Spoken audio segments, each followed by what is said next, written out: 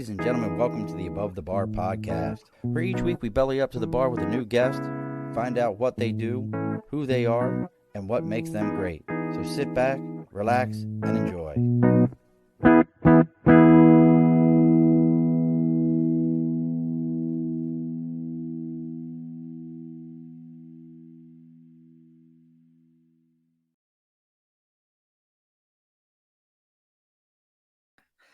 Look at that, folks. I completely forgot to bring us back up. Alrighty, folks, welcome back to the Above the Bar podcast. We were having too much fun in the backstage. Completely come out to the bar here, folks. But hey, folks, welcome back to the Above the Bar podcast. It's your host, Sean. We are bellying up to the bar on, if my numbers are right, this is episode 100. All right. I do believe it is episode. I'm going to do this for myself. For those of you that started off as the first 4 that actually listened to the show, as I keep trying to fix my bar stool tonight for whatever reason, I think the hydraulics have gone on it. Somebody out there knows how to fix that. Let me know. But yeah, we started off with we're hitting episode number 100 here today. Congratulations. Thank you, sir. Thank you. So, and if you hear that voice in the back, that is the man of many talents, many titles, many things. We can call him vet, chef, podcaster, comedian, writer, radio personality, empath, man of talents, bearded wonder. You can't be bearded wonder. That's all me. Look, it's showing up. We have with us Mr. Brian Russell, Chef Bry, Chef Bry Comedy. Welcome, there, good sir. Thank you. How you doing? Oh, we are doing very, very well here. May have a guest pop on and join us here in a little bit. We'll see. But a little surprise for Chef Bry. There you go. Oh, look at that. I made a rhyme. I didn't even realize that shit.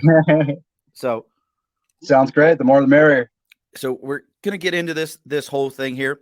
As we always do before we can get the bar open, we always got to make sure we do our house cleaning, get the bar set up. So first things, as always, folks, for those of you that are watching the video, for those of you who are not, we got our big board up here for Sticker and a Cause. If you've got something that you're supporting, whether it be a local charitable organization, whether it be something you're starting, and I mentioned this on Saturday's special show that we had with, I'm having a brain for it, Oligarch Withers. We had Oligarch on, and I talked about this, but we actually had got this amazing beard balm. So I'm going to mention it one more time. Royal Beard and Mane out of Baltimore. My man sent me out a can of this, and it's amazing. I let my wife smell it. I used it on my beard. It was great. And I let my wife smell it, and my wife was like, that reminded her of when we were on our honeymoon, this stuff we had bought, like this really super silly, expensive, like lotion of some sort. And she was like, that's what it reminds me of. So they sent us out that. So we have to say thank you to them again, one more time. But again, Sticker and a Cause. And as always, if your media needs an upgrade, like your beard will need an upgrade, so you make sure you use Beard Balm. And if you guys aren't seeing it, Chef Bry got a pretty good beard. We're gonna have to ask him if he's dyeing that or if that's legit. We're gonna have to find that out in a minute. I'll never tell. We're gonna have to find that out in a minute. I mean, I rock my skunk here, but he's got a pretty good solid tone to that thing. But as we get further and further into this, as always, if you're looking to upgrade your media, make sure you check out Media by Dibs. Facebook, Instagram.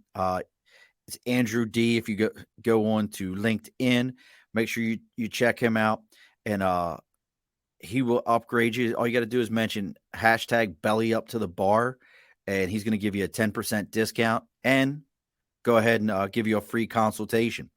So make sure you're checking that out. And I forgot to mention this. If you do have all these causes, I don't know why this escaped my brain for a moment. Make sure you reach out to us, whether it be Facebook, Instagram, Twitter, LinkedIn, your local grocery store, convenience store, your neighbor's bumper. If you really pretty much look up the Above the Bar podcast and you see this beautiful mug, for those of you that are listening in the audio version, it's a black and white picture drawn by my daughter that is actually phenomenal. And mention you can look right on there and contact us. If you're not following, make sure you're following, subscribing, doing all those things. So all that shit's done. It's all done. Yes, sir. Mr. Brian Russell. Yes, sir. How are you, sir? Good. Now, what state are you in, other than Confucius? Oregon. Oregon. Yes, I'm in the gloomy, rainy Oregon here. Are you now? I had somebody on my show from Oregon not long ago, and I blew his mind. You know, Oregon has a rainforest. I do. I've been to this. I did know that actually, but yes, very few people know that. That's good. Good for you. Like the guy was like, I was like, Oregon's got a rainforest. He's like, no, like, yes. It was actually in a TV. They had a whole TV series with it. Did they? Oh wow, yeah. One of those outdoor survival shows. Yeah. Survivor Man Les Stroud lives. He cohabitates in Canada, but he also lives here in Oregon as well. A couple of years ago, we went to see him. We went to a cave tour out in Bend, Oregon, and we got to hang with Les Stroud while he sang songs to us in a cave.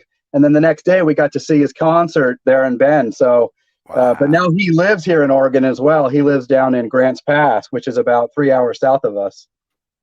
See, that's awesome. Yeah, that's awesome. See, I love things like that. To me, that's so cool. Well, we were both in the military, so I don't know how we couldn't have some kind of love of survivalism and camping or something. Well, see, we can get into this whole entire prepper thing. We can just make a hard left turn right now and move into some other shit. I tell people all the time, I love it when people are like, oh, that prepping stuff's crazy, because they watch the show Preppers, which they found the craziest people. My favorite episode. Did you ever watch that show? I have seen a few of them, yeah. Did you ever see the one where the guy's in Texas, and he's actually got a great setup? He was able to buy, I guess this is a big thing in Texas, he was able to buy the water rights underneath of his property. Oh, wow. So that's like a big thing, like to have those water rights. And he's like, he's got it, and he's got all these guns. Well, him and his buddy are in like a blind, just a regular blind, like a hunting blind, raised up off the ground. Mm-hmm. And the guy shoots like a 308. It's not like he was shooting a Barrett 50 cal. It wasn't, for those who don't know, like a Dragon missile system that you cannot shoot inside of a closed areas. It wasn't nothing like, it was like a 308. Wow. He shoots it, and the guy who owned the property, you'd have thought that somebody took an ice pick to his eardrums. He's like, oh, I've lost. Oh, you got to be out of here. I can't. Like, he's just losing. I'm like, wow. Like, here, we'll go to a military term. Do you remember the term being turtle fucked? I've heard of it. It's been a while, but yeah. Where somebody takes their helmet and bashes your helmet while you're wearing it. Oh, okay. Yeah. We did horrible things to each other in the service. Oh, yeah. Like, just horrible things. So 24/7 hazing. Oh, yeah. And it wasn't by anybody else. We did it to each other. We completely did it to each other. That's how we kept each other tough. That's it. It was like, I remember playing games where we would throw, like, you got to remember, folks, we're all kids 18 to 22, and we're heaving rocks at each other at like baseball pitcher speed just because it was fun. Oh, yeah. Yeah. We used to have fun playing, having dirt clod fights when we were kids, but half those dirt clods had rocks in them. It'd beam you in a rock, would hit you upside the head, and you just move on with life. Just keep getting at it. So I know I mentioned like about 100 things that you do. Yeah. So I want to kind of get into this. The first one that really struck me, and I really, folks, check out when you get a moment, not right now, because we're still doing our show.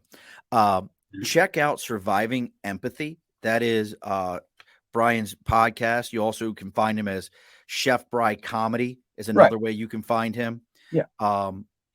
Check it out. You have a very long write-up about your show. Yeah. Which I was impressed by. It's too long. It's because I'm old, and old people have too much experience. So right, you have like all these things. But the one thing I wanted to ask you was, the show was Surviving Empathy, and you call yourself an empath.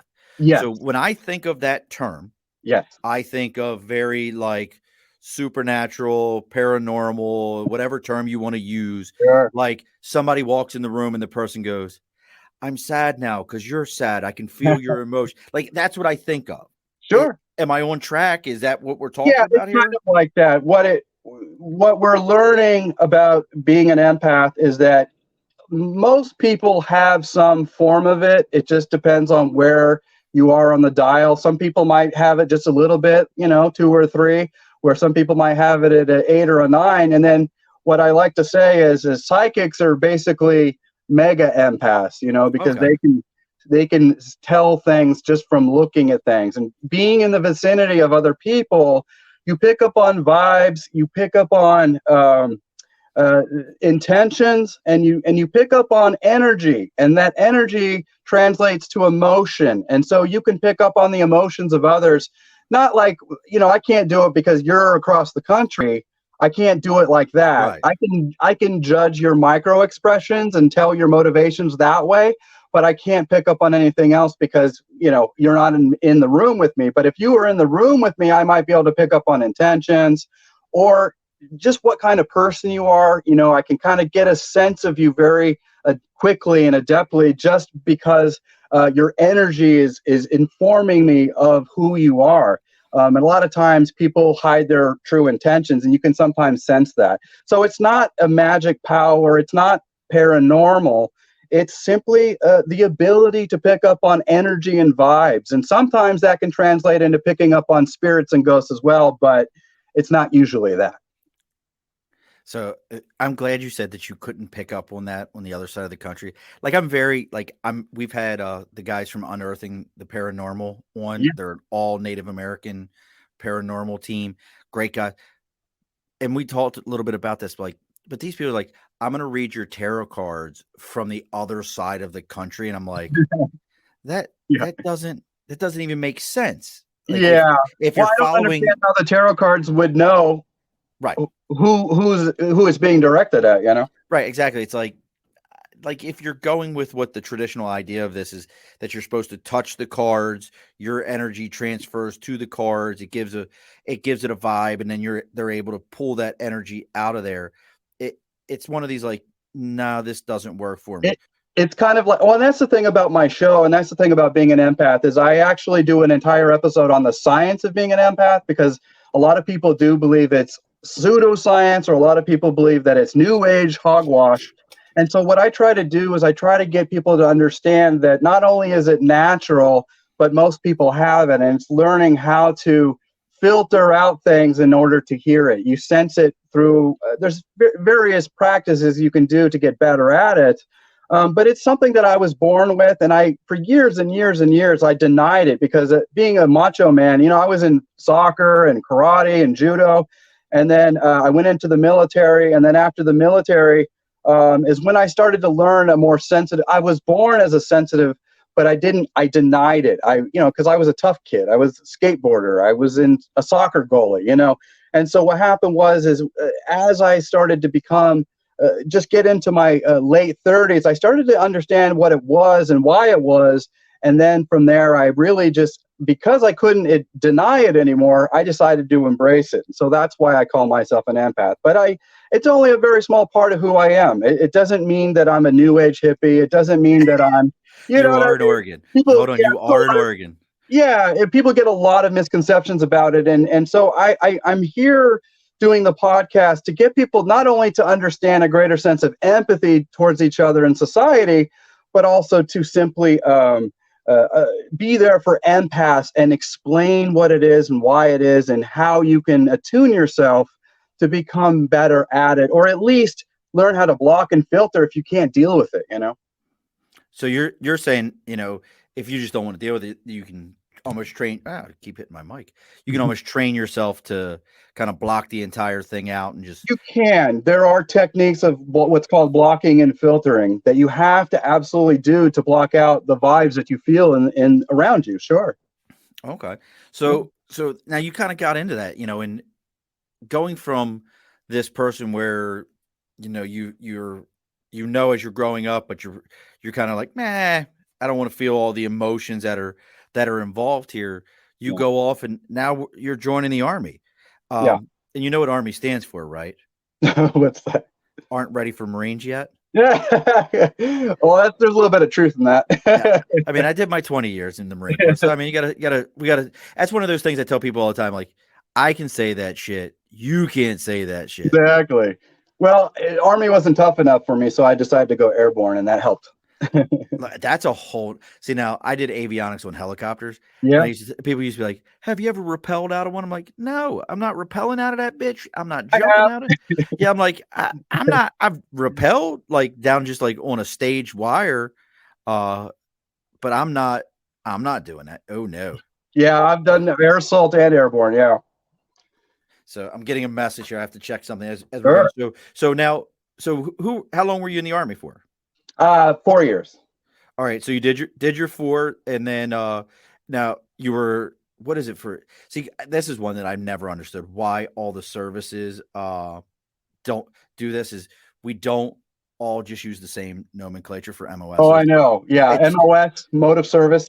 Yeah, I'm like, I look at guys, I'm like, yeah, I was a 35-21, then a 63-23, 84-20, 84-11, then retired as an 84-12. And to all of us, we at least know those are freaking MOSs. Yeah.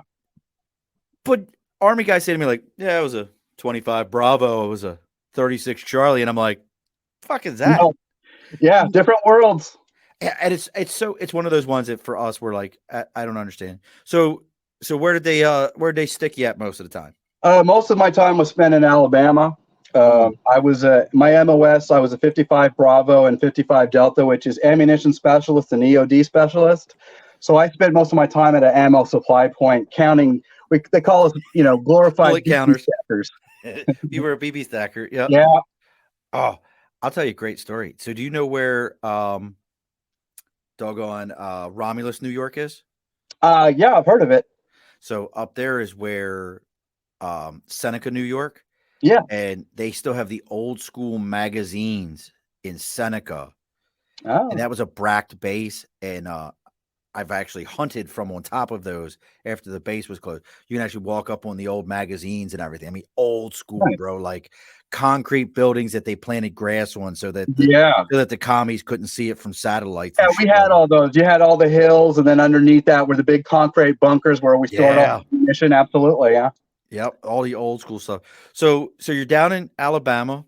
Yeah. And now, are you originally from Oregon, or? I'm actually originally from the Central Coast of California. All right, so Oregon, basically the same shit. Yeah, the southern Oregon. Yeah, I mean, there's only 3 states over there. I mean, exactly. Yeah, you're in one of them. I've lived in all 3 actually. Yeah, see, there's only 3 states. We actually had our guest over the weekend was living in Portland. Oh, okay. Yeah, I'm an hour and a half south of Portland. So, in a little town called Albany, Oregon, Corvallis, Oregon. Wait a sec, you're in Albany, Oregon? Yeah. I'm in Albany, New York. There you go. Yeah. And did you know that Albany, Oregon was named Albany, New York because the founder was originally from Albany, New York? That's too funny. There you go. And what's even funnier is we call it Albany. Then in Georgia, they call it Albany. Albany, yeah. Which is the Army base down, or the Marine Corps logistics base down in Georgia, which is Albany, Georgia. Absolutely, yeah. In fact, I was born in Georgia because my dad was stationed at Fort Stewart. But then 6 weeks later, we moved back to California because he got out. So. Oh, like right after you were born. Right afterwards. So I was just born. Like you remember, you got a Georgia birth certificate. That's about the extent of it. That's about it. That's all I know. Yeah. Yeah. No. Yeah. That's wild. So you get out. And where do we head to after that? So I basically went back to my hometown of San Luis Obispo, California, and I went to college. I was working pre-med while I was studying pre-med to be a chiropractor because my best friend at the time was going to chiropractic school. And so I did that for several years. And then it finally got to the point where I was getting ready to transfer. And so I went up to visit my friend up there to decide what school I wanted to go to in the Bay Area.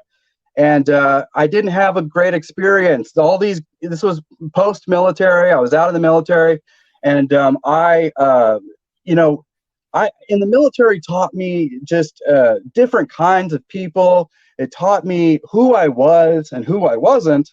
And I got around all these, kind of yuppies and straight-laced people with their Docker pants, and I just felt like a fish out of I was water. about to And say fish out of water. yeah, so what I did is I made the decision within a few months after that visit to go to culinary school, and I ended up moving down to Pasadena, California, and going to culinary school there. So that's one I wanted to talk to you about, because Yeah. we're moving towards the comedy, but Yeah. I want to talk because I see the food you put on fucking line. Oh yeah. You don't play games. I don't play around. You don't I play still games. got it. I will tell you though, today I made venison backstrap. Oh, nice. And my wife always picks on me because I'm a medium rare, at the most medium rare. Right. I might get there are moments where I'm okay with purple. Yeah. And my wife's like, I'll be damned. Maybe you know the answer to this, because I was going to look it up earlier. Sure. My wife's always like, it's still bleeding. I'm like, that's not blood. No, it's not blood. What is it called? What is the right? Do you remember the right term? I don't mean to put you on the spot like this. No. We call it different things based on what we're doing with it, but in that case, it's just juice. That's what I call it, meat juice. Yeah, juice. I told her she's watching right now. She's gonna send in a minute here. I'll get a text, or she'll send a message through the show, and she's gonna be like, "No." So you become a chef, which I again. See, I told you it was coming. It's blood. Gross. I knew it was coming. I knew it was coming. So you become a chef. Now were you? So you're a professionally trained chef, not a. I guess it wouldn't be considered classically, but professionally. I am classically trained in the sense that I got my Le Cordon Bleu diploma from Le Cordon Bleu, so I am a classically trained chef. Oh no! Excuse me. No, I know. Got a Cordon Bleu. Fancy. Let me hold my pinky up there. Anybody who knows me in the show, I'm a meat and potatoes kind of guy. I can go fancy. I learned all that, and it's kind of like I just said on the last episode. We were watching Cobra Kai, and Miyagi says to Danielson in Karate Kid 3 that you take all the karate you learn and then you make it your own. Well, same goes with cooking, is that you go to culinary school, you learn all the fancy stuff, but then after you practice and work and all that, you create your own signature brand, if you will. And I'm not a fancy person, but I can do fancy, but I kind of like provincial food, which is kind of rustic and earthy, poor people's food, rather than what's called haute cuisine, which is fancy stuff. I learned both, but I tend to just do my own thing now. Now that you know the rules, you can color outside the lines. See, I see. I've taught myself. My wife will tell you my spirit animal is Anthony Bourdain. Love that guy. I think he was an amazing. I don't know how much of an amazing chef he was. Right. I've eaten at Morimoto's before. I've had Chef Morimoto come to my table. He's the bomb. And you want to? This is what kind of a young Marine asshole I was, though. I get omakase from Chef Morimoto, and for those who don't know what omakase is, that's chef's choice in Japan, and they just basically bring you dishes, and their levels at this place was 80 a person, 100 a person, 120 a person. So you could it was kind of like great, amazing, you may die now. Like it was that level of quality. Bring me all these dishes. I'm enjoying it. With the person I was on a date with, we're having a great time, and they bring the last dish. It's ice cream, and it's this maple ice cream. Yeah. Chef Morimoto comes over, and again, I'm an arrogant, dumb young Marine. What the hell do I know? He goes, "Oh," and I have an autographed menu from him. He asked, "What did you think of the meal?" And I said, "Chef, everything was amazing except for the ice cream. It felt like something I should have had from IHOP." Oh no! What did he say? I have that same shirt. Do you? He's got the Anthony Bourdain middle finger shirt. I've worn it on the show. I have the same one. Yeah, I've got two, in fact, but that's one of them. Yeah. I love it. Yes, my dear. Someone dated me besides you. My wife. Oh no. But it wasn't even dated me. It was just a date, singular. Never went on another one with him. But yeah. So it was. How did you react to that when you said that? He just kind of smiled, like, "Yeah, do you know the fuck you're talking to?" And in my mind, I'm like, "I know you from Iron Chef. You can make food real fast." I don't know. Like now, looking back at that, I'm like, you told a modern legend in culinary that his ice cream belonged on waffles at IHOP. You told him that, and I think about it because this was the one in Philadelphia. This was the original Morimoto's. Hmm. Like this was the one, and he was there. And Yeah. I'm like, and here I am. I'm like, like whatever. Well, in your defense, what I say is, you only get out of culinary school what you put in. Some people graduate and they learn a ton, whereas some people they get out and they burn rice. They can't cook at all. They didn't put enough into it. And so being a great chef has nothing to do with your education, has everything to do with your your essence of who you are. And if you can Passion. turn that into something bigger than yourself, then you can have not only a brand, but it's an essence of how you cook, I love that outlook on it because I love to cook. Like I said, like I made that venison today. Yeah. I learned from, and I actually learned this from a butcher. Super hot pan, meat in, salt, pepper, butter in the pan, spoon the Yeah. butter over the entire time, Yeah. flip it, spoon the butter over the entire time, put it underneath the broiler for a couple of minutes on each side, take it out, let it rest, don't touch this damn thing, Yeah. and then eat it. That's And it. when you have quality ingredients, all the chef does is he's the referee. He decides what goes in and out of the pan. I So, love it. you're the referee. If you know you have a quality cut of venison, you really don't want to obscure that with a ton of flavors. Now, if I'm going to Safeway or somewhere and getting a choice cut of meat, I can season it because I know that we're not talking about Wagyu beef here, So, in those cases, it's really you're the referee. Have you ever? We can do cooking all day Oh, we because could use up the whole hour if we had to. I just learned about this one that I didn't know. So we all talk about Wagyu, and Yeah. everybody says how amazing Wagyu is, and Right. you have American Wagyu. I believe there's an Australian Wagyu. Mhm. There's all these. Have you ever seen Hanwoo or Hansu, the Korean? Hansu, yes. I'd rather have that. Looking at that cut and those animals and the way that's treated, Yeah. bro. Oh. You're like this is they've got a thing on Netflix right now. I'm pointing upstairs. Nobody can see me point upstairs as I'm pointing upstairs. My TV's that direction. Are you pointing at my microphone? I'm pointing at your microphone, my TV. Yeah. But like there's this whole thing now with the oh man. And I've had Korean barbecue where you go into the restaurant, the Yeah. hot plate in the center. I've been to K-Town in New Sure. York City. Yeah. I'm going to tell you right now, that level, like the way they treat it, and the Koreans, to me, food-wise, folks, there's a couple of cultures I've eaten that I'm going to tell you right now, their food game does not get enough respect.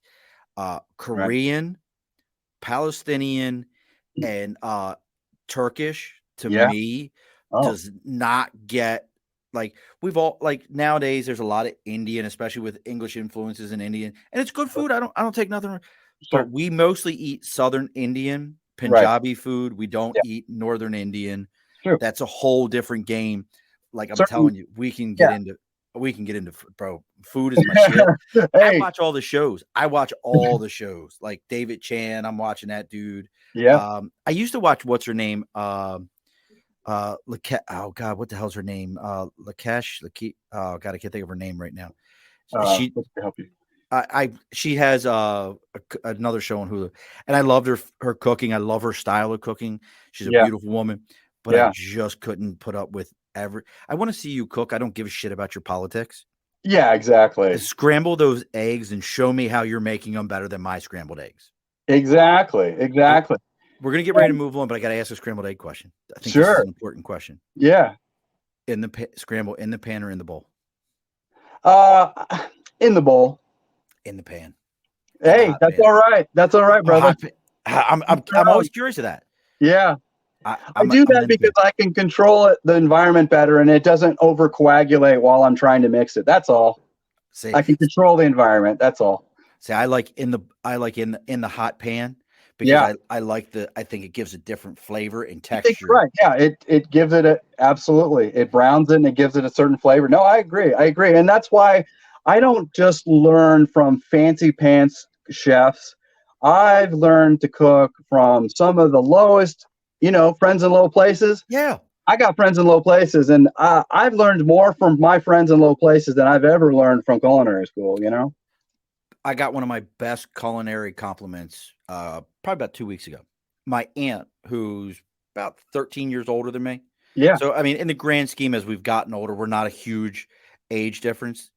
She's 13 years older than me. right. Uh, Called me up to ask me how I do my gravy and biscuits because she can't make it as good. Ah, there you Do go. you know how great that was to me? And Yeah, my yeah, response to her was, I learned it from my grandmother, her mother, right. by picking up the phone and calling her one day, and she told me how to make gravy. And Yeah. really, Southern gravy is nothing more than a roux. I remember the first time somebody told me, "You're making a roux." I'm like, "No, I'm making gravy. What the fuck you talking about? you I'm making gravy." So, know, you know how long did you professionally cook for? I did it professionally for about 12 years, and then I started transitioning out when I was hitting glass ceilings. There's a massive difference when you're guided by creativity and passion. You go to culinary school, and it's a lot of fun while you're there because you're meeting. I got to meet Emeril Lagasse, I got to meet Wolfgang Puck, I got to meet some of the greats. And I even got to meet gosh, what's her name? Well, I'll get back to that. But it was a wonderful Martha? experience. Was it Martha? No, no, no. She talks Julia Child. I I'm about to got say to meet Julia Childs. Yeah. her at 80 years old, about a year before she passed away, Oh and she was wow. there to celebrate a book that she wrote, and we got to talk with her and sit with her. And really, she was sitting the whole time because she was a very tall woman. And Yes. by then she had sort of gigantism. And so she had problems walking. But we sat there literally like kids sitting there talking with Santa Claus for an Oh, I hour. couldn't imagine. I And it couldn't was even imagine. magical. Yeah, it was wonderful. But the point I'm making is that you go to culinary school and it gets you all hyped up because you're energetic. The energy and the vibe there is positive and it's creative, and then you get out into the real world and you will lose yourself. Stymied, screwed down. Yeah, it just battens down all the creative hatches, and then you just end up becoming a line cook. And over time, if you don't find your creative center, it'll kill you. It's crib death, man. You will die before you even get a chance to live. And so you really have to be careful. I've done an entire episode about culinary school and what it did for me and what it did against me.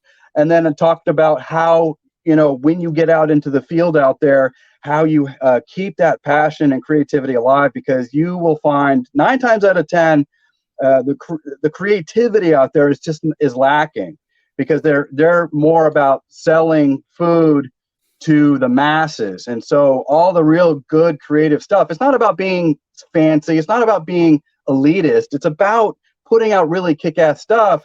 And what happens is a lot of times people just, they want to make money, and so they're more concerned about putting on menus that they know are going to do well rather than try anything new. And so chefs die and wither on the vine if they don't find their creative career soon. Now, before we move on to leaving the culinary world and moving on to the next step, Yeah. favorite cooking show.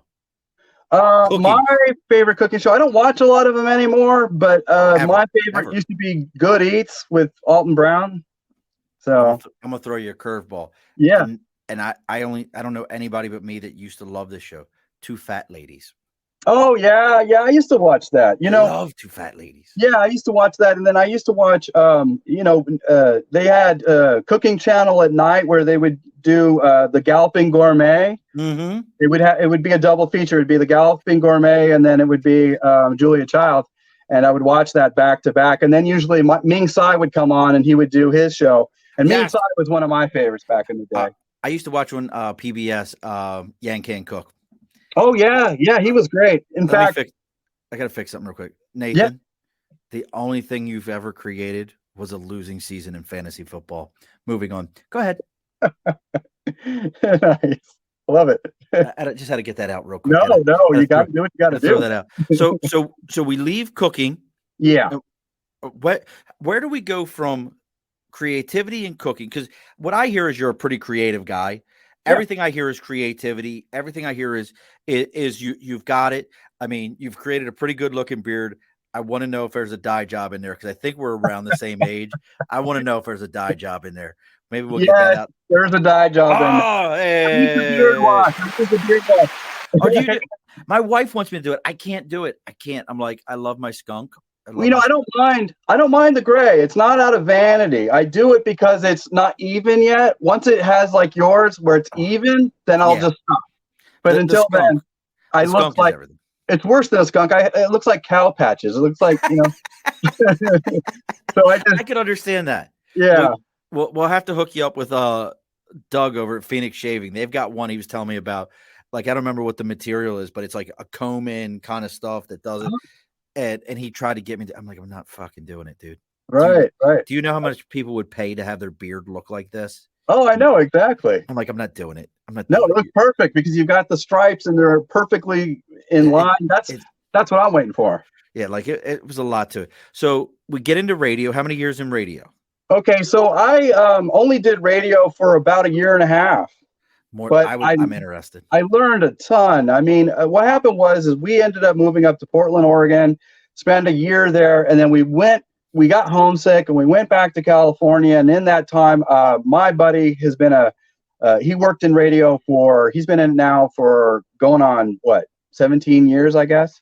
And he got me hooked up into that because he's my best friend and he knew I needed a job. And so I ended up working the Mid-State Fair as a technical promotions assistant. And then from there, they saw that I was adept at technology. And so I kind of wiggled my way on air a few times. And I never did it full time. But what I did is I was mostly a behind the scenes technical guy that occasionally went on air when needed. So that's what I ended up getting the bug, really. All right. So we doing that. I'm trying to, so I've got a guy. Mm-hmm. He wants to be a comedian. Yeah. He's kind of funny. He has his moments of funny. Sure. He wants someone to kind of mentor him towards funny. Yeah. And I've worked with him. I've tried. There's not, first off, I mean, there's not a lot I can say to try to help him. He really, so what I'm hoping is you can help this guy. Sure. He's been sitting in the waiting area this entire time. Yeah.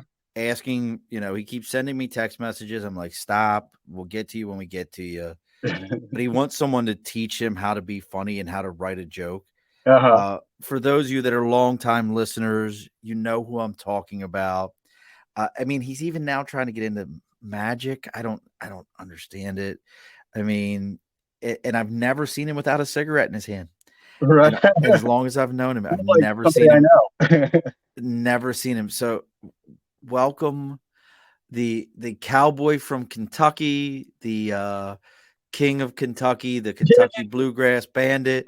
We bring back to the show. Now he's got a moniker now. What the hell is it? Keith, are you okay? If Brian, tell me right now and I'll kick him right off the show. No, I love Keith. He's my boy. Brian, tell me now. I'll kick him right off the show. No, man, no. Save Keith. He's a good man. I mean, it's not look, it's like this easy. Boom, he's gone. Tell me right now. Do you want me to get rid of him? No, man, no. Hey, Keith, how you doing, buddy? Hey, what's up, bro? How you doing, man? As my wife says, the man who doesn't swallow his spit. She always thinks, does Keith need to swallow? Oh, it does sound like I've got a thick tongue. Well, I mean, those of us that have a few extra beverages, we normally have that problem. Well, no, So Brian, I did an episode with Keith for last season, and I turned it into 3 episodes, 3 bonus episodes. We had a great time talking. So now let's talk about this for a second. So are you just writing comedy? Have you done stand up? Tell me about the comedy, because I'll tell you right now, I have no fear of standing up in front of a crowd. Never have. I've told this story before. I've stood in front of people and gave away the Navy Marine Corps scholarship, which was $150,000 scholarship in front of the largest school in the state of Pennsylvania that Right. graduates 1,100 kids a year. Yeah. I've given out that scholarship. Yeah. So crowds don't bother me, Right. but I really don't know if I could stand up and do comedy. Right. Yeah. Well, to be honest with you, neither do I, because my early chops came from simply doing improv as a comedian and actor in high school. That's where I got my comedic chops, and really it was just me and my best friend. My best friend has more bona fides than I do when it comes to stand up, because he's got up on stage several times, whereas I was about to, and then the pandemic hit, and so I actually. I'm more of a comedy writer who is looking. I would love to just sell my comedy to a better comedian than myself, but since nobody wants to do my style of comedy, I just decided, I'll just do it myself. And so when the pandemic hit, all the clubs closed down. But the truth is that I'm more of a comedy writer, actually.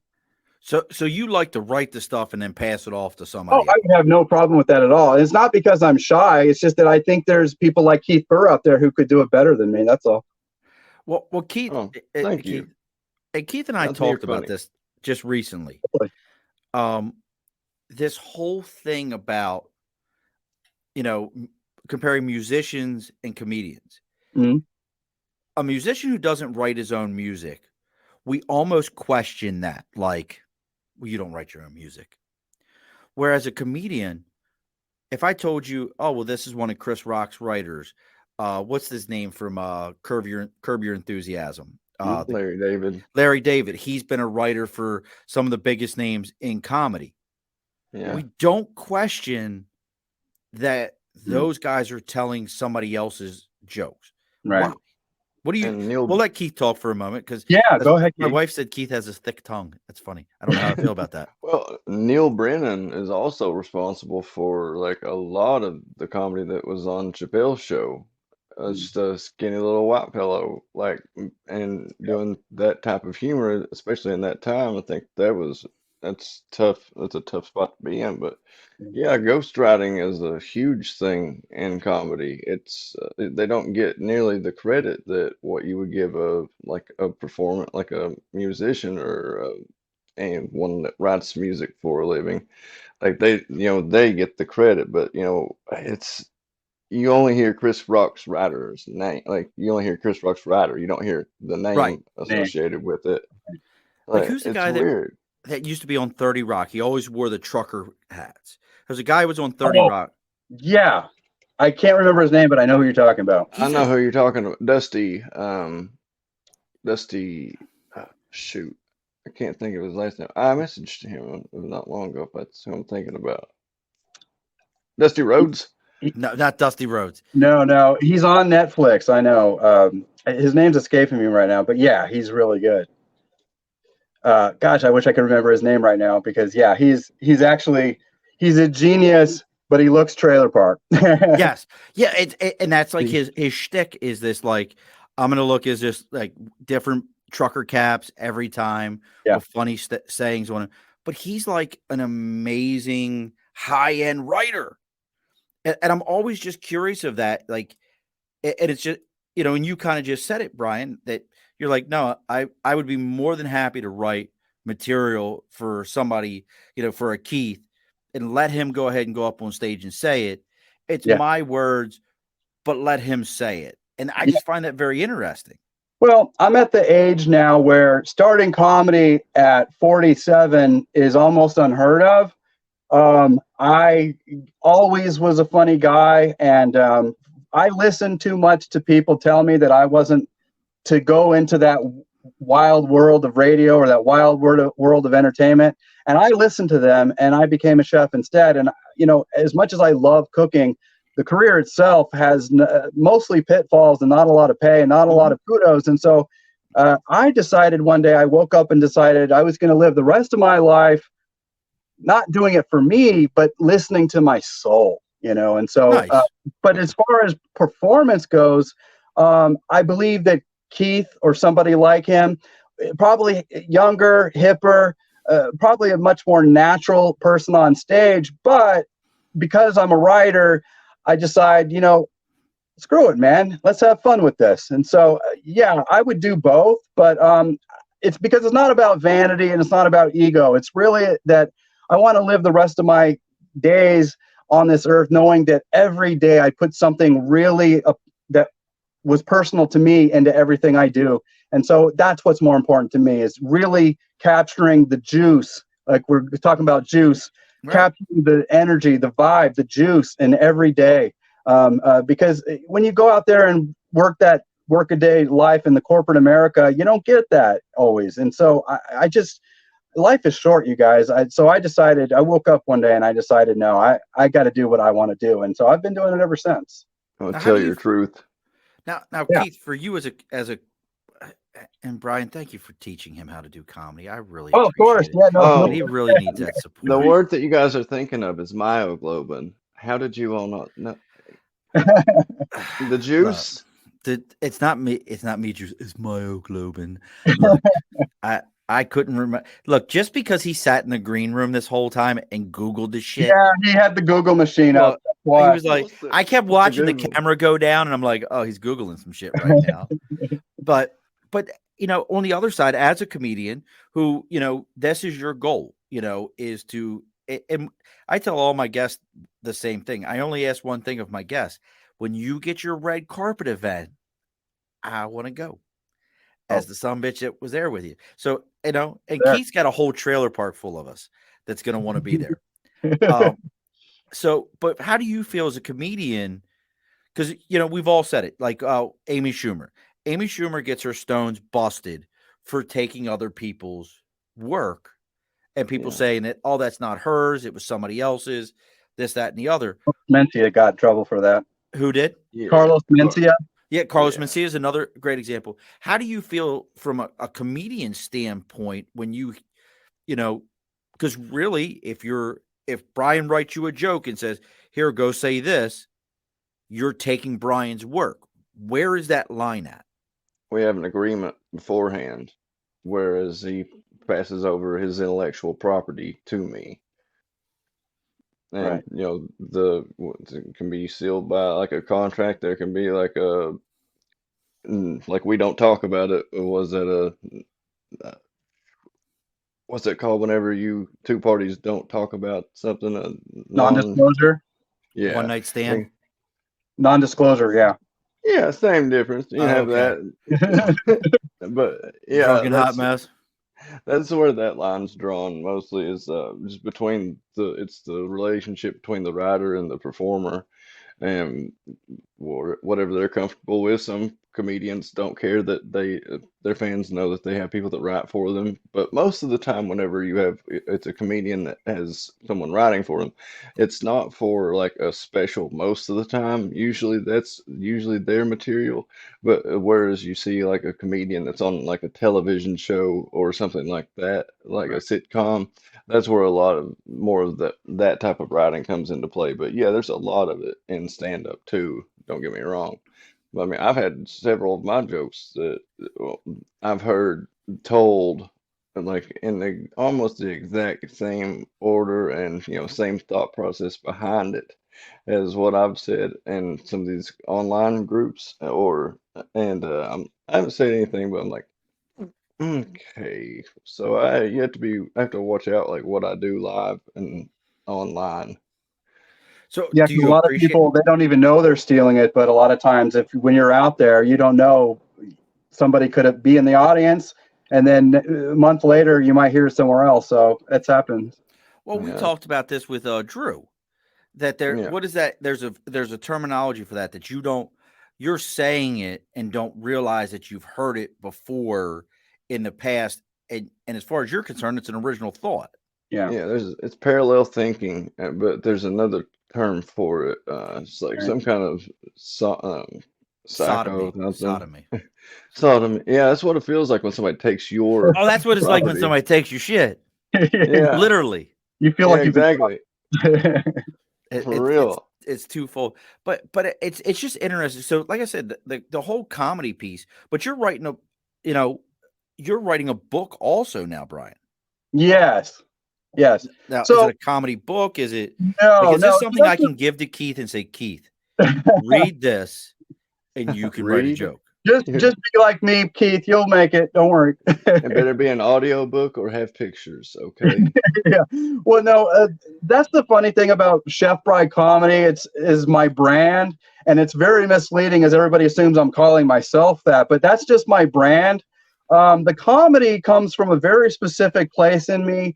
But my podcast, it's not about comedy at all. It's about showing and having empathy in a world that's not always all that kind anymore, and helping empaths. And then for fun, we talk about ghosts and the paranormal and all that. But at the end of the day, my writing is actually more to do with either cooking or being an empath than anything funny. I like my comedy to come from a natural place. And so if I'm funny by accident or it's happenstance that I'm funny, great. But I don't go into it to try to be funny.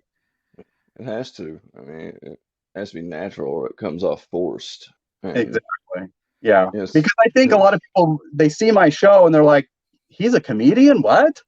Because I'm very serious on the show. And then when my wife's on, you can kind of get the banter and see that, oh, okay, I can see how he could be a comedian. But when you hear my monologues, they're very serious. And so people go, well, I don't see the comedian there. But like I said, those just different sides to the same coin, you know? I think I know who Nathan's talking about for you. I already mentioned him. The Unearthing the Paranormal guys. I know you haven't had a guest on yet. I'm going to recommend these guys for your first guest. Yeah. Only because yes, Keith, I understand you could be a great first guest also, but it's different. You were already on his show. My first guest, really. I already was. Yeah. You're already on there. But Yes, I would recommend these guys just because of the stuff. Nathan, slow your roll, brother. I've already said Unearthing the Supernatural. I've already said it. Get over yourself. I'm writing it down. This is like his fantasy football picks. They're always just one off from being anywhere worth it. He's the only guy I know that picks a kicker in the first round. Only guy I know who does that shit. But yeah, so definitely would highly recommend. Well, either one of us will have to introduce you. Those guys are just phenomenal. And I think where you talk about being an empath, how does that affect? I'm curious of this. How does the empath piece affect your writing?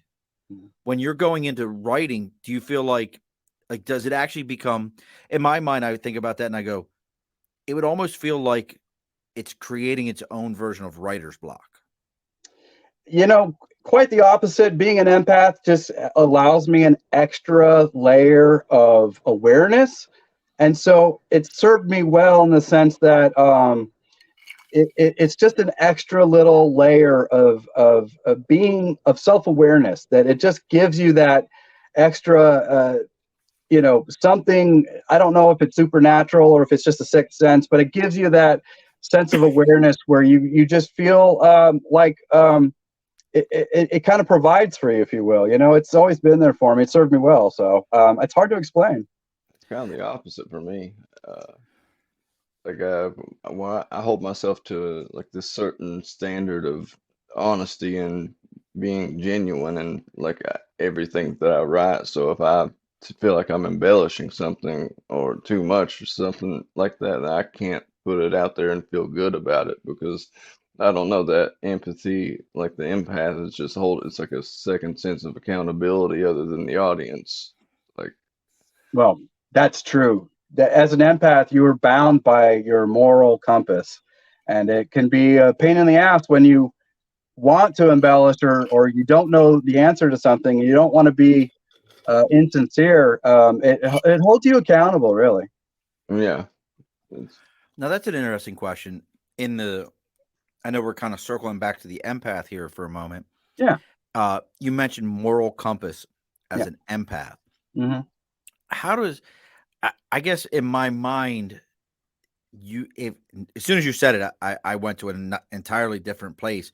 I always think of empath. Again, I'm a big fan of D&D. Sidebar note for my guests and my people, one of my favorite D&D podcasts who follows our show, Here for the Rolls, which I love the name of their show, Here for the Rolls. It's such a great name. Yeah. I reached out to their DM, Jake, and he's like, "Yeah, I'd love to come on your show." Yeah. So, and my 12-year-old son and I listen to the show all the time. It's such a great show. But completely sidebar. So when I think of an empath, that's kind of the initial thoughts I have, is that very supernatural D&D, Yeah. almost like what the hell's her name in Yeah. Guardians of the Galaxy? I can't think of it right now. Oh, Begins yeah. with an M. But I think of almost that level of empath. Yeah. Um, You can read Yeah. a room. right, but reading a room. But you just kind of struck me on something when you said moral compass. I almost thought like you could really flip that shit the other way. Well, that's what a dark empath is called. There's a term called dark empath, and that is where you have empathy and you have an extrasensory perception, but you choose not to use it. You use it for your benefit rather than the benefit of the world, and that's called a dark empath. And I've done entire episodes about that where I talk about the dark triad and I talk about What's the what? sociopathy. The what? The Dark what? It's called the dark triad. What the hell is that? It's, I only know it's, one triad. it's So- three personality traits that make up the three traits of a dark.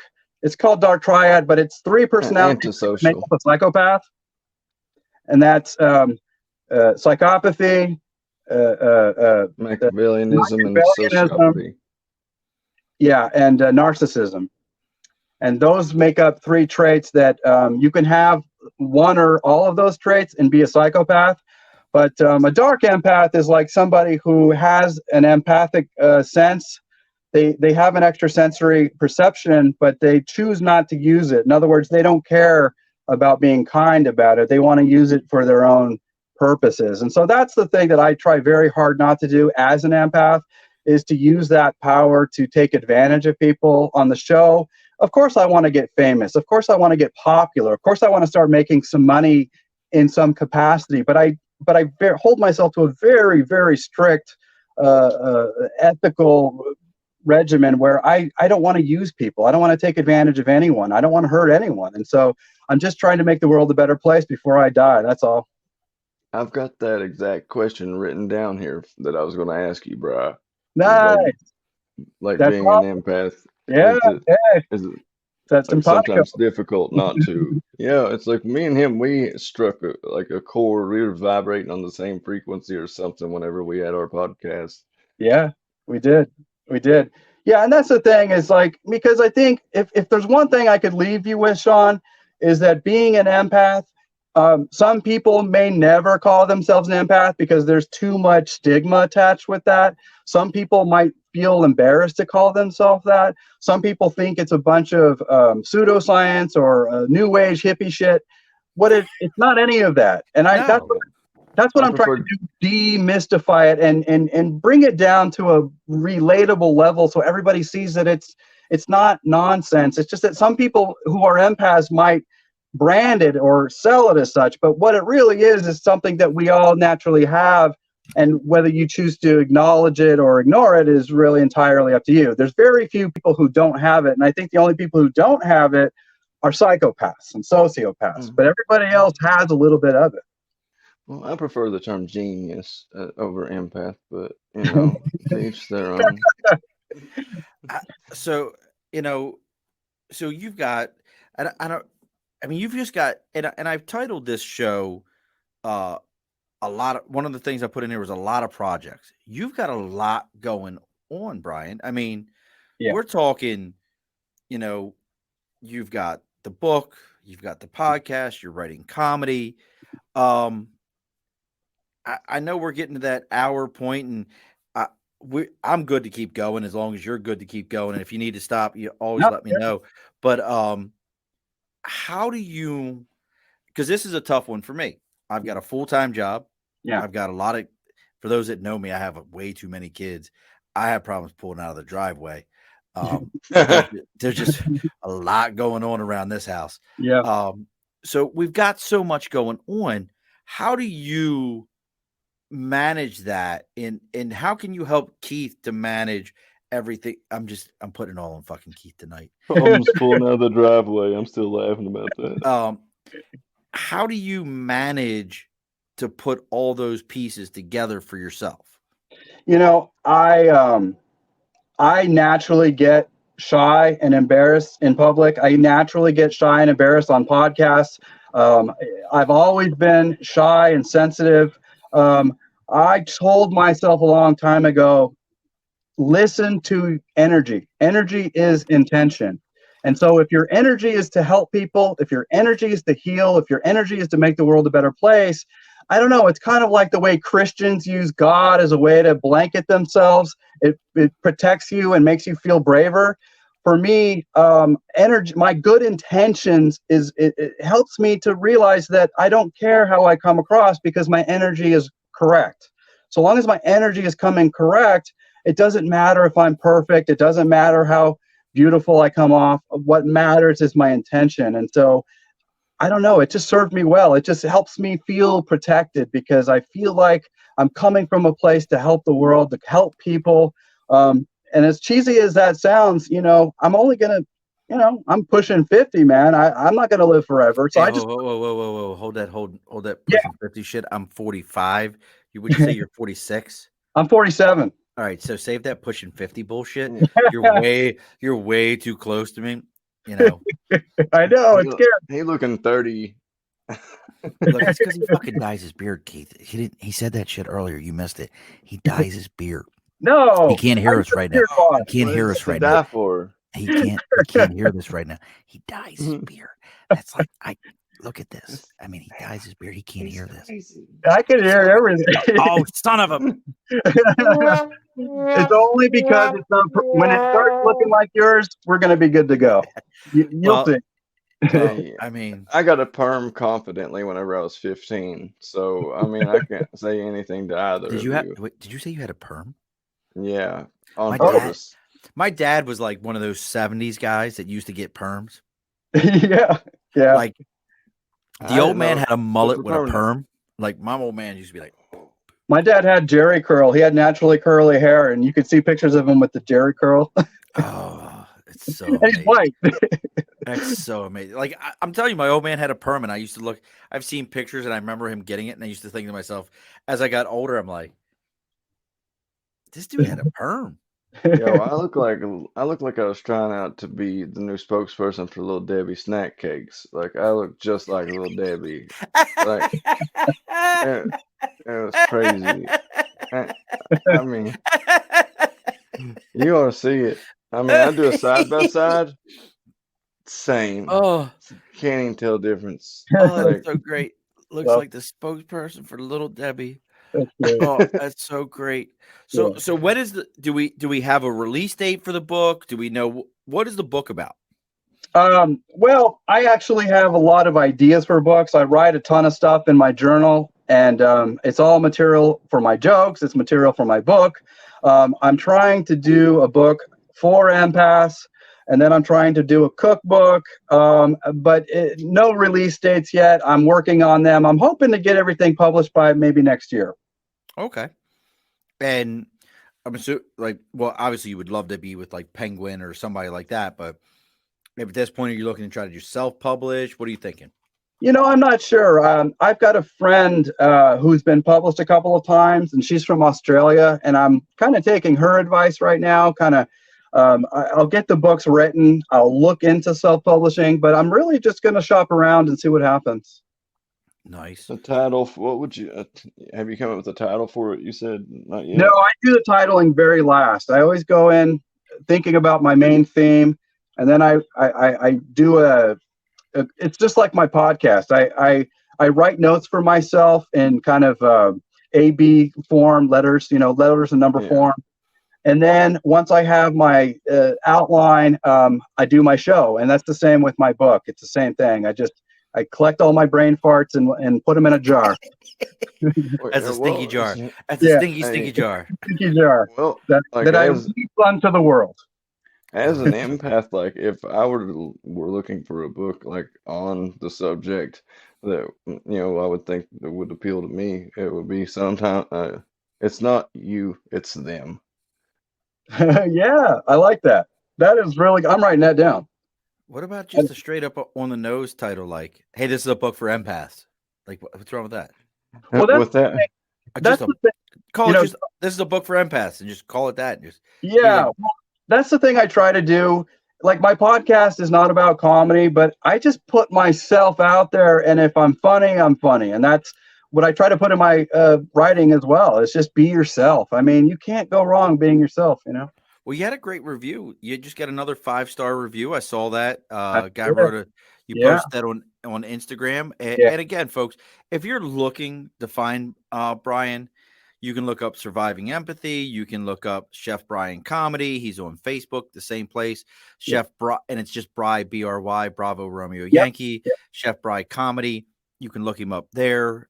We've been tagging him all week long on different things so that you guys can go out and find Chef Bry. Definitely a remarkable guy, has a lot of talent. He's got a good look. I'm gonna tell him you he's put got a up good with me for smile. 3 hours. He's got 3 hours. Good God, he's got a good smile. Oh, thank We were going to talk about setting up for podcasts because that was actually what we talked about beforehand. Maybe Keith and I like to do a post show after this on Instagram Live. Maybe if Chef Bry has a moment, he'll jump on with us and do our post show with us. But I mean, there's so much that we could get into, so many different things because Oh, I feel like we could do this over and over again, Sean. it really is because I mean, there's so many.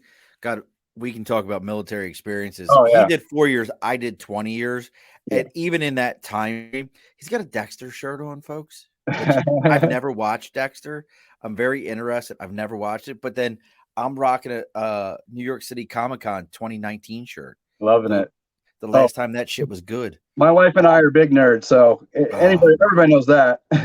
I'm all about it. Did you watch Wheel of Time? What's that? Wheel of Time. Did you watch it? No. I recommend Wheel of Time. That was pretty Okay, good. I'm Wife writing. and I watched that. Here's how good Witcher is, though. I'm going to tell you, for anyone who's not watched Witcher yet, That's on my list. if you haven't watched Witcher yet, my mother is 69 years old. Mhm. She came up to visit for Christmas. Season 2 of Witcher had just come out, or I think it's season 2. Yeah.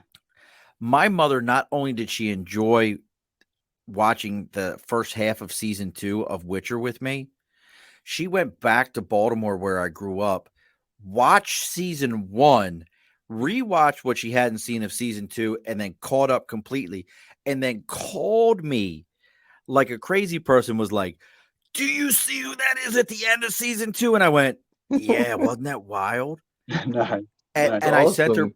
I sent her book 1. So if you think Witcher's not good, my mother, who's a 69-year-old woman who has, she likes stuff like it. My mom will watch that stuff, but my mom's the kind of person, she's like, I don't like to watch series. She wants to watch movies. Right. She's like, I want it to start, I want it to finish, and I want to move on.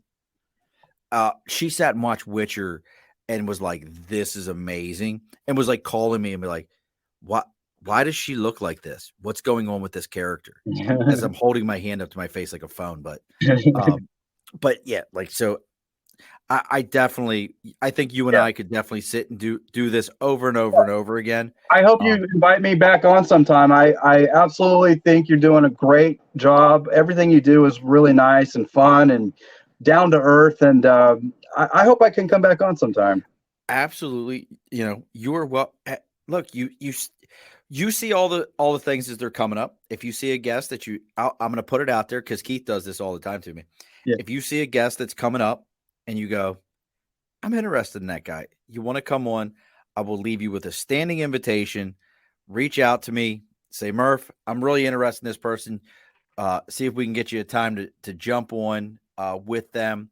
Perfect. Talk to the, you can ask your questions. As always, though, this thing is on Facebook, it's on LinkedIn, it's on YouTube, it's on Twitch, it's on Twitter. Tomorrow, the audio will go out on every single platform that you could ever imagine. This is your first StreamYard too, isn't it? It is. It is. What do you think of StreamYard? I like it. It's just easy to use. I mean, See, I'm glad you find it easy, Brian. Would you like to hear the story of Keith's first time using StreamYard? Sure. Yep. It was sort of like watching a monkey screw a football. Yep. And he And was like sending me messages like, "Man, this thing doesn't work." I'm like, "What do you mean it doesn't work? You just click I was one link getting and, so type your name frustrated. in. One link and type your name in. Well, It's not working." quick One story. Quick story. When Keith and I did our show together, we did it on the stereo app. And I didn't know at the time, it was my very first time using stereo.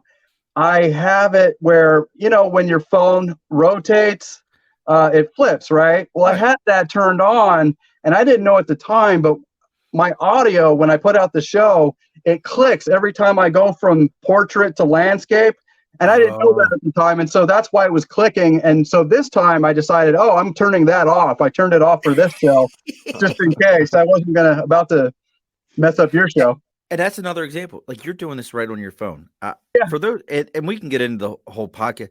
For those of you talking about podcasts, real quick, Brian and I talked about this beforehand. I always tell everyone, I give them these numbers, and I've been talking about this a lot lately.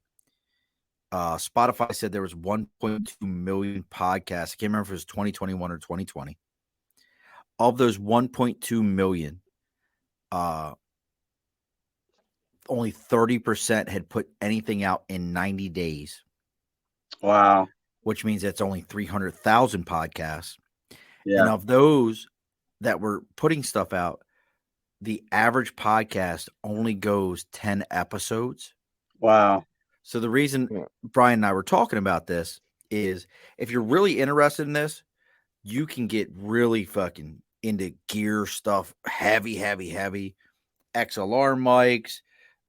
If you were to see my setup, I don't know what it cost me altogether. I'd have to sit down and do the numbers, but it wasn't inexpensive. Yeah. I love just teching and geeking anyway. So this is just a natural part of my life anyway. It is. And I've spent a lot of money to be able to do this show and to not sound like an imbecile as I'm doing it. Right. At least you can hear the stupidness in my voice. You can hear Very how bad clear. it is. We're It's all very there. clear. It's super clear how bad it is. And I can do my ASMR.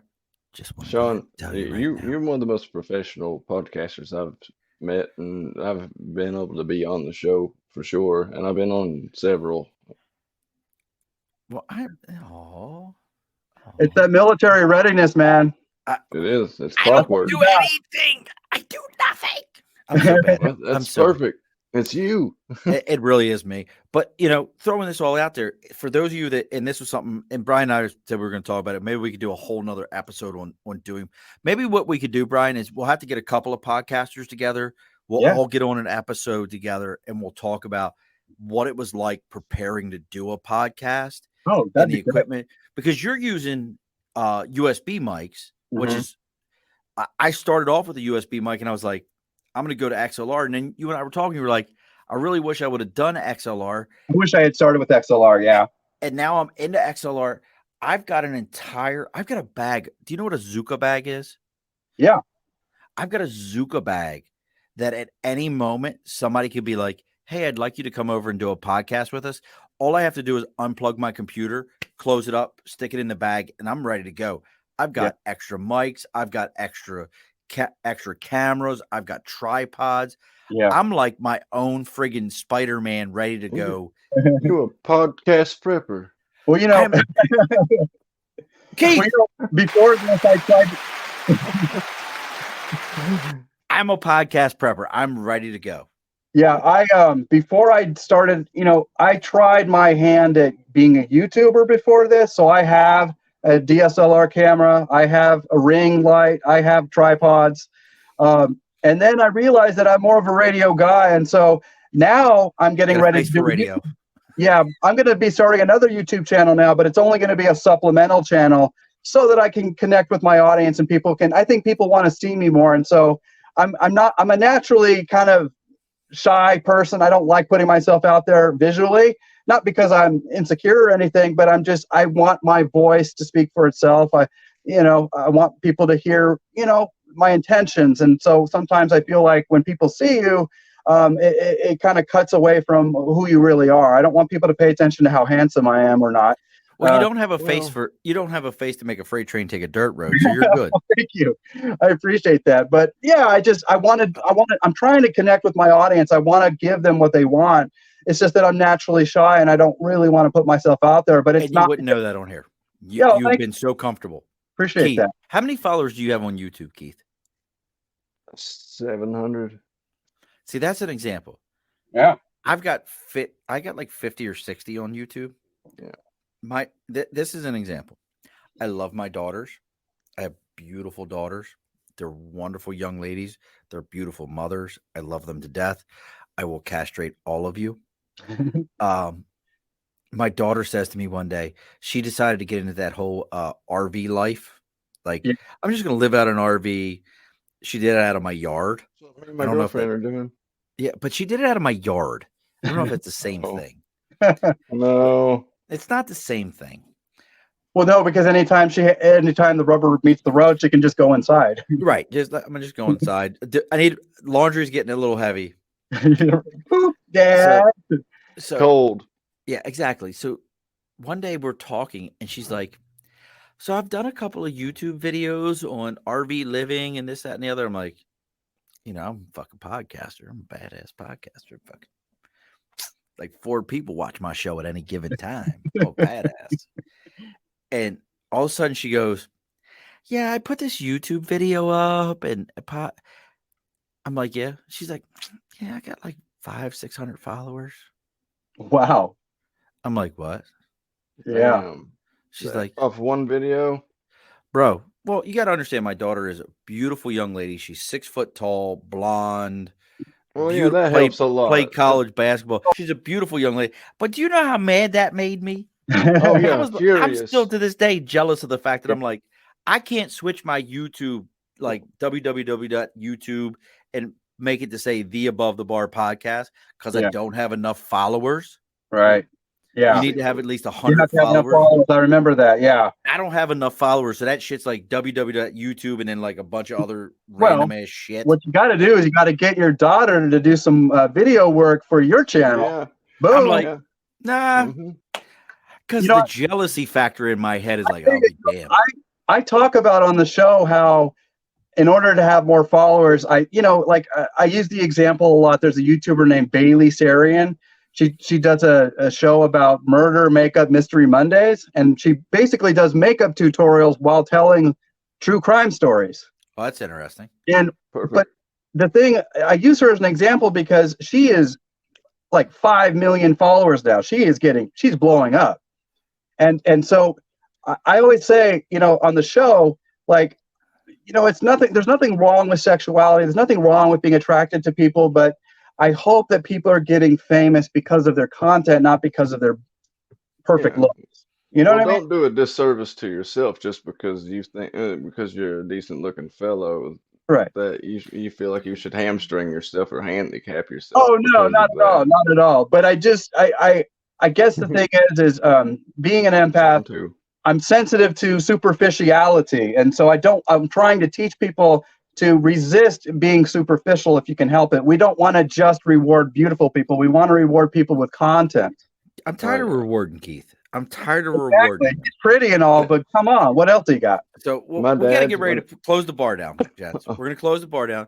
As always, Keith already knows this, Brian. Yeah. Do not log. I have to say, don't log off anymore to all my guests because I had one guest that logged off after I ended the show, and I'm like, come back, I need to talk to you for a minute. Okay. As always, and Keith and I will probably do a little bit of post show on Instagram. Brian, if you're around, we would love to have you. So if you're on Instagram, you can either look up Keith Burr, Burr. Yeah, we're buddies on Instagram.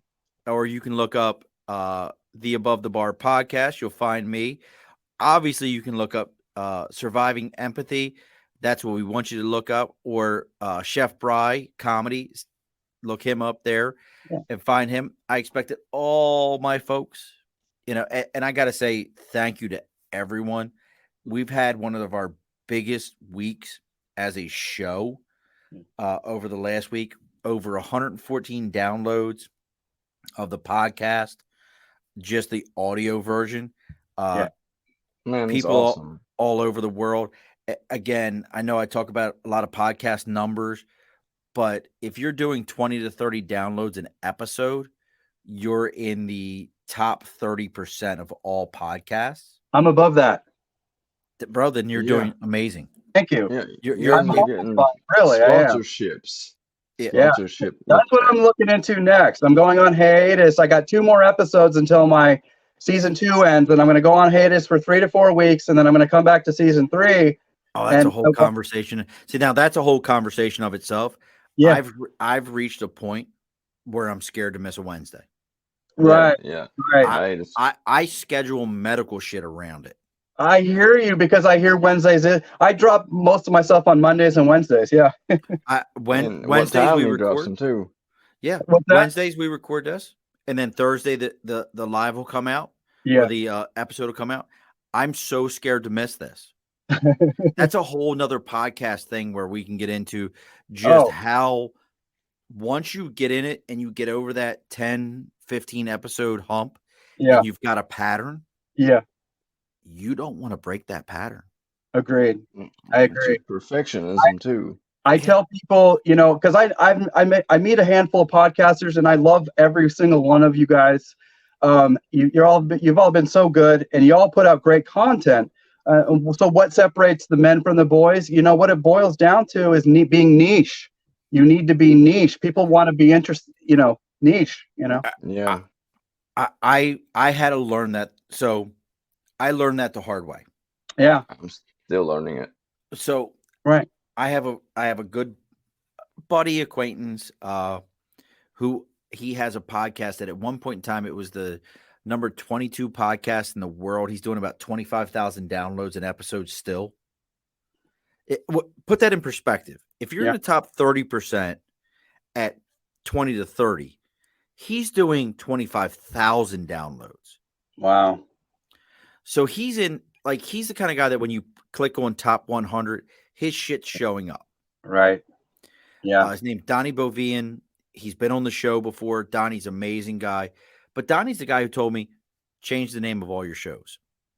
Mm-hmm. I had all my shows. I had these like really cool, kitschy names like, oh, boom, your ass is on fire. Like whatever the hell it was. And I thought it was something that came out of the show. Yeah. That would make you want to go look at it. Yeah. Clickbait. Clickbait. Yeah. He said, Murph, people look up podcasts the same way they look up YouTube videos. Right. I said, well, what do you mean? For help. That's it. They are. So somebody who's going to look at this show is looking to what can you do for me? Podcast or manage something or empathy. Provide value. And so what I've started to do, if you look, there's always 2 taglines and the guest name. Yeah. Yeah. So that if somebody looked up Chef Bry, this show's going to pop up. If somebody looked up multiple projects, this show will pop up. If somebody looked up how to, this will pop up. Right. And that's great. How to, that's a good one. Yeah. Because I tag mine. And a lot of times I use what's called piggybacking, where if I mention somebody like Joe Rogan, I'll put Joe Rogan in my tag, not to be a creep or anything, but I might mention him, or Chris Cornell. I mention him a lot because he's my favorite singer. Yeah. And so a lot of times I'll use that just to piggyback. It's kind of like when a YouTuber, I know a YouTuber named Freakin' Reviews. He does product reviews, and he reviewed the purple mattress and the purple pillow. And that's where he built his audiences off of those 2 items alone. And so he kind of got much bigger and more famous because of the 2 popular items that he did. So piggybacking, as long as you're not unethical about it, I think is a great way to I grow. have no issue with it. Yeah. Well, if you do, there's one downside to that. It's like you said before, clickbait. If you put that in I know you don't put it in the title, but if you do it in like the tags or keywords and things like that, YouTube it goes through it, and if it doesn't find any content with that person or the subject that you mentioned into it, it will flag it as clickbait sometimes in some cases, just to know about that. Yeah. It's so again, folks, like I said, there's so much to this, especially when you start getting into it. And like I said, I read, this was somebody who I respect a lot, another Marine who's doing very well with it. But I mean, this is also a guy who used to be a salesperson and go to people he would be at restaurants and at bars and hotels and see other people that he obviously could tell was other salespeople and be like, oh, you want to hear about sales? Go ahead and put this on your phone. Go ahead and put this podcast on your phone.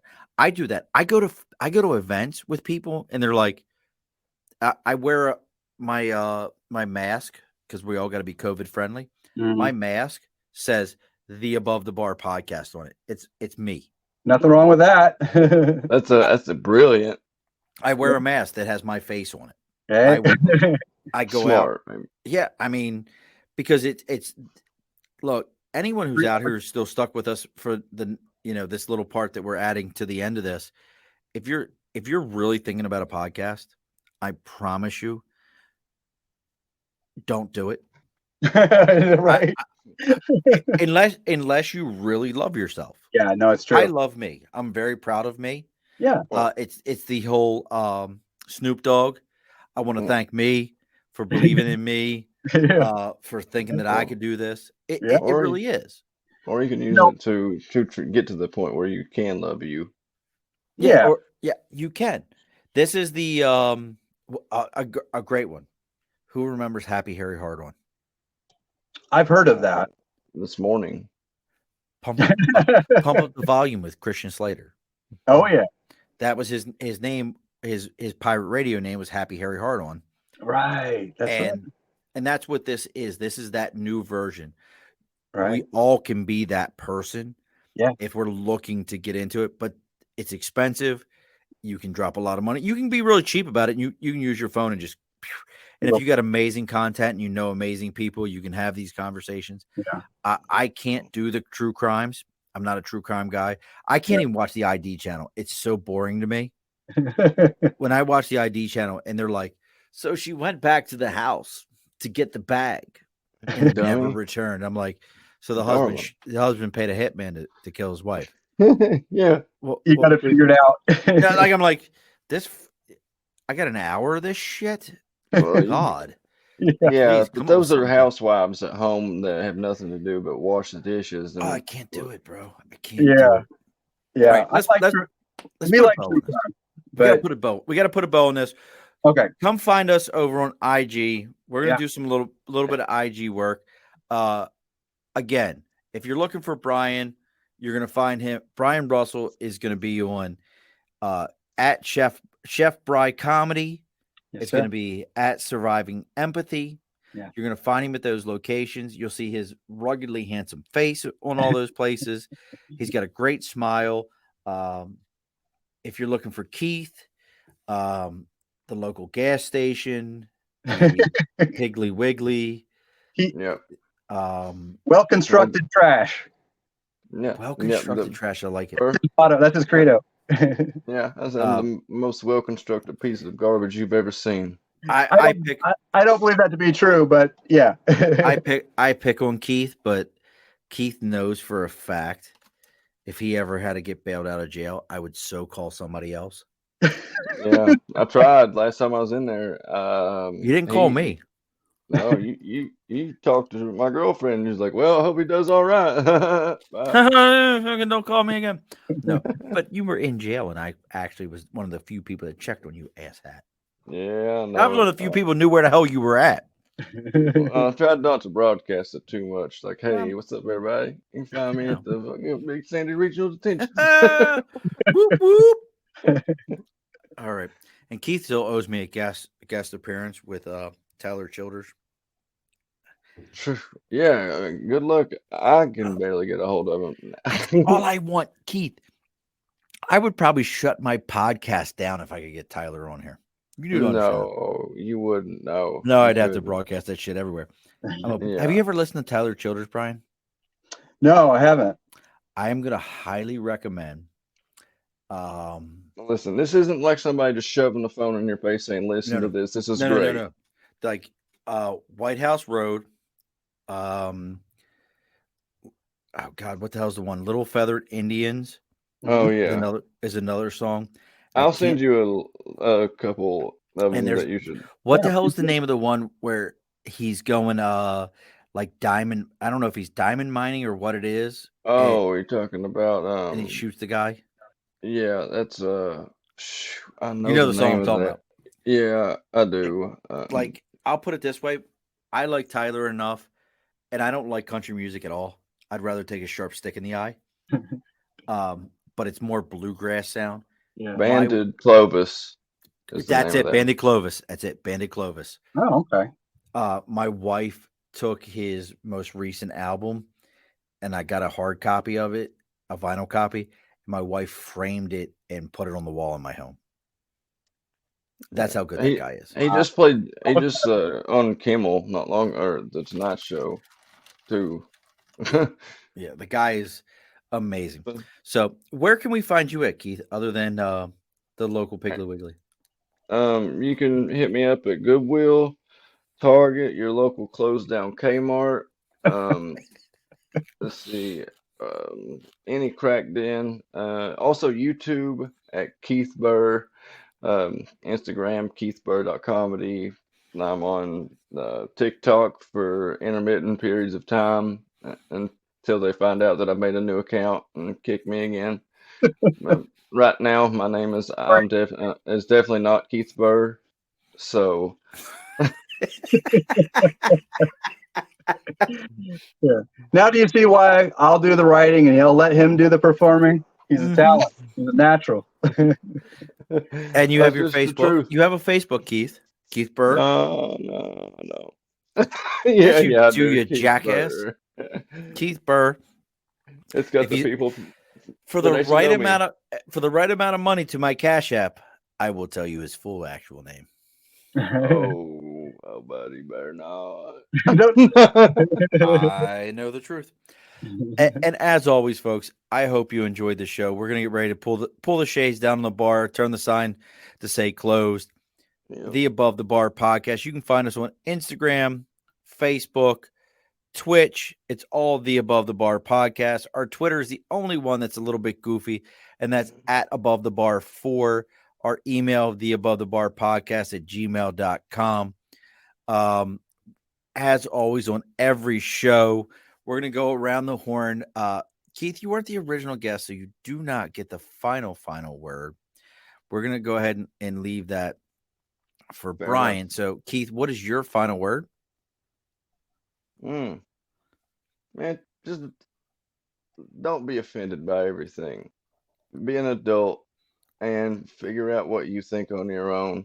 Because if somebody's trying to be funny, leave them alone to try to be funny because they're trying to do a service. But if their intention is hateful, yeah, give them shit.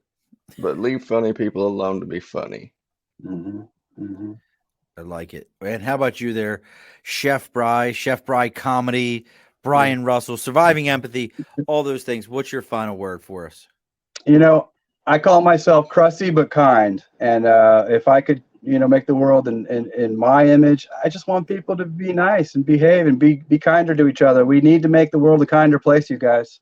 More compassion. All righty, folks. Be sure to push your stool in. Always. This has been an Earplug Podcast presentation, found on earplugpodcast.com, iTunes, SoundCloud, and wherever your favorite podcasts are found.